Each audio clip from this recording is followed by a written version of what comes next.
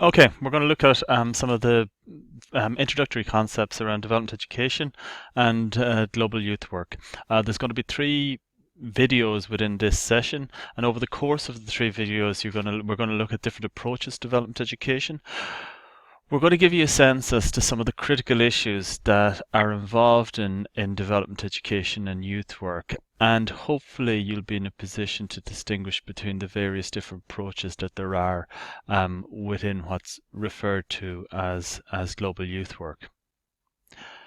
We're going to kick off initially with a short video, just on an introductory basis.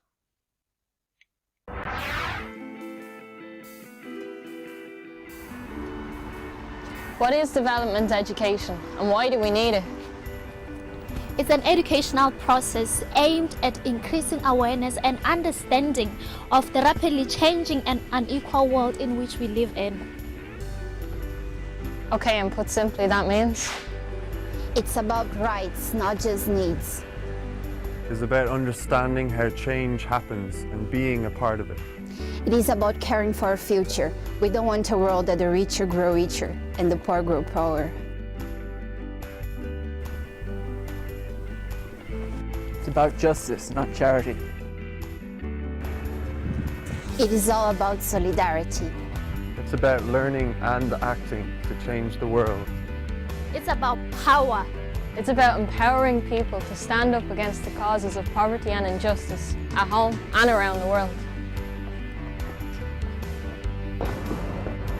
No matter where we are from in the world, We can join together in solidarity. Fight injustice together. And make a real difference. I think that's something worth learning about, don't you?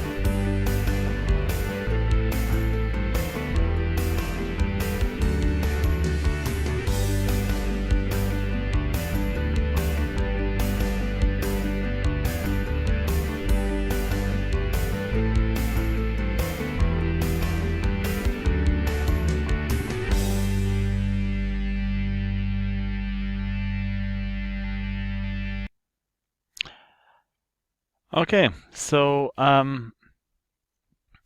that video, I suppose, gives us a sense as to I suppose some of the key components or key elements of development education. And I suppose one of the things that we need to be conscious of, even in how that video is presented, there's a degree of creativity. There is information and knowledge, there's awareness, there's intercultural, there's a call to action in that the video, once it was finished, provided a mechanism by which people could share it and people could act.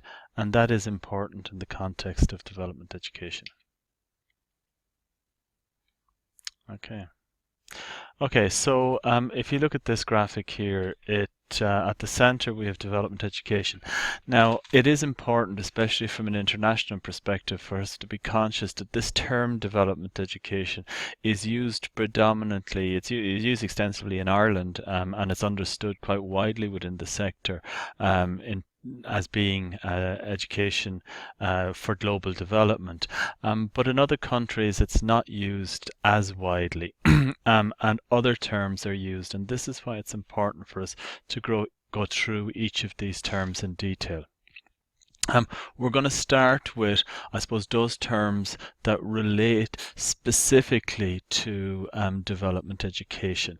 We're going to look at the concept of global education, global citizenship education, and education for sustainable development, each of which is used interchangeably, even though there are nuances attached to each, but they're used interchangeably with the concept of development education.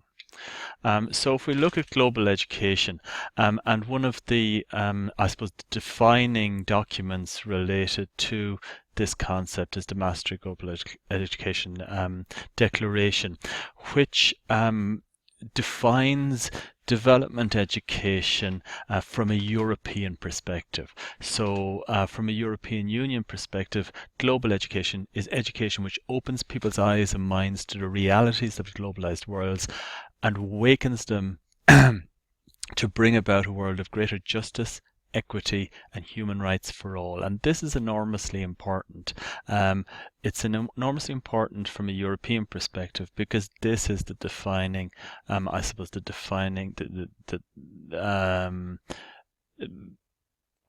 definition. Sorry, this is the definition of global education, and what's in there very strongly, more so than most definitions, is the concept of human rights. And then if we look at global education,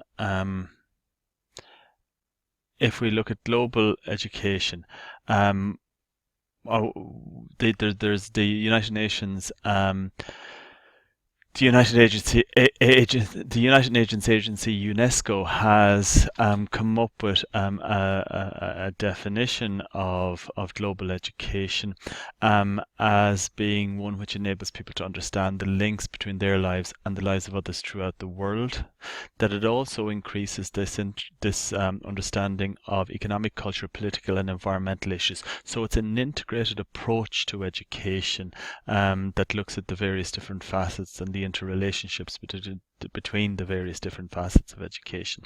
It also looks at the development of skills and values, and global education specifically works towards achieving a more just and sustainable world. So it's quite similar.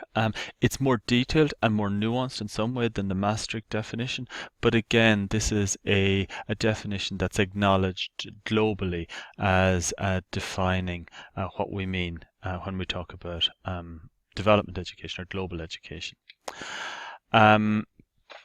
If we look at global citizenship education now, this concept of a global citizen is gathering, or has been gathering, momentum over the last number of years. And again, it's very much related to development education, but it focuses to a large extent on our responsibilities as global citizens.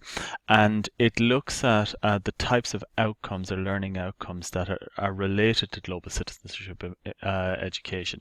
And when we say cognitive outcomes, we mean that people's understanding around issues of national and international interconnectedness and interdependency is heightened. So people become more aware. Then we have the socio-emotional outcomes, or objectives, and that's about creating a sense of solidarity and belonging between peoples of the world. And then obviously there's outcomes or objectives that relate to people's behavior, and obviously the objective of global citizenship or education is to increase people's positive behavior towards creating a more just, peaceful, and sustainable world. And again, you can see in this definition that it's very linked in a lot of ways to, I suppose, formal education systems, in that it has that sort of hierarchy of objectives that you would see in a lot of educational programs, and it's also very much about internationalization. It's very much about our responsibility as global citizens. And then the next framework by which you can look at development education is the term education for sustainable development. And again, it relates to the others, but it's very much informed by a commitment towards sustainable development, and has come a lot from, or has come substantially from the movements for environmental sustainability. So the feeling around education for sustainable development feels like it's coming from an environmental sustainability space more so than necessarily a social justice or social equality space.